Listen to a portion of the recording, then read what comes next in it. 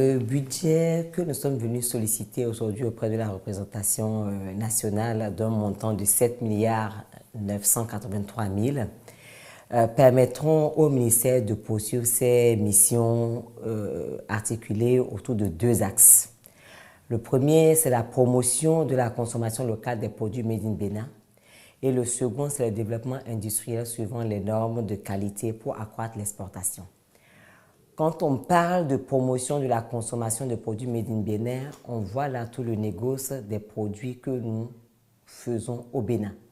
Quand on parle de produits manufacturés au Bénin, nous parlons là quoi de la promotion donc de nos industries à travers l'accompagnement de nos toutes petites idées, je vais dire des idées pilotes que nous avons réussi à mettre en œuvre à travers donc, le mois du consommant local, donc le mois d'octobre, où nous révélons toutes nos pépites et qui sont ensuite produits à échelle industrielle et que nous accompagnons à travers des normes de qualité fiables.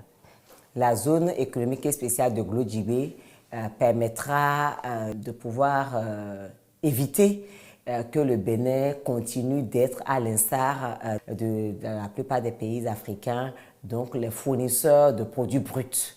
Donc à partir de 2024, notre ambition est donc d'interdire l'exportation des produits bruts et donc vraiment d'accélérer l'industrialisation à travers donc, la zone économique spéciale de Glodjibé qui abrite déjà donc, ces grandes industries de transformation et qui continuera d'accueillir de la main-d'œuvre non seulement qualifiée, mais également donc, des grandes entreprises qui font confiance au Bénin à travers le climat des affaires amélioré et de très très bon niveau reconnu sur le plan international aujourd'hui que nous vendons et qui permettront donc d'avoir ces industries-là créatrices de richesses et d'emplois.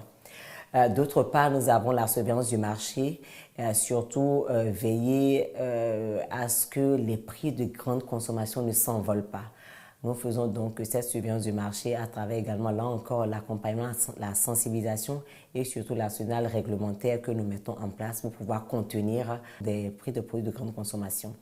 Enfin, nous avons les documents de politique que nous avons entamés l'année dernière, que nous allons finir également là encore pour pouvoir nous renforcer dans les orientations déjà du PAG, mais également nous accompagner dans la matrice d'action que nous avons commencé à déployer, certes, mais qui va nous confirmer dans notre boussole que nous suivons depuis déjà quelques années.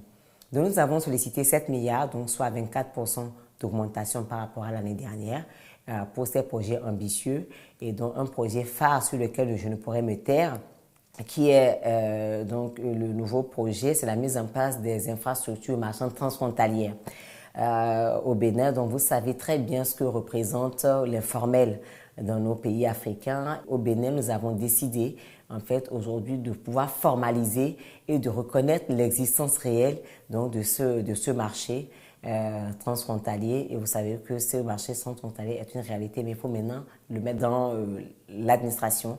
Et pour le faire, il faut des infrastructures marchandes.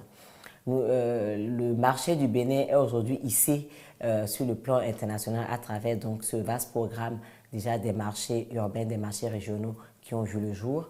Là, il manquait juste les marchés transfrontaliers. Et vous savez qu'il y a 3 grandes zones qui sont ciblées et que nous connaissons surtout. Je vais commencer surtout par le marché de Malanville, dans les marchés de bétail. Donc ces marchés-là vont pouvoir abriter des banques, des institutions de change, tout ce qu'il faut pour qu'un marché moderne s'anime. Si c'est pour le bétail, nous aurons le bétail, l'abattoir, enfin, tout ce qui manque, les banques également, tout ce qui manque pour que ces marchés soient une réalité. Donc cette année, nous allons donc articuler donc, notre mission à travers donc, ces 2 objectifs-là qui sollicitent, qui ont besoin de moyens et qui sollicitent donc ces 7 milliards que j'espère que la représentation nationale a bien voulu valider pour que nous puissions mener à bien donc, ces objectifs.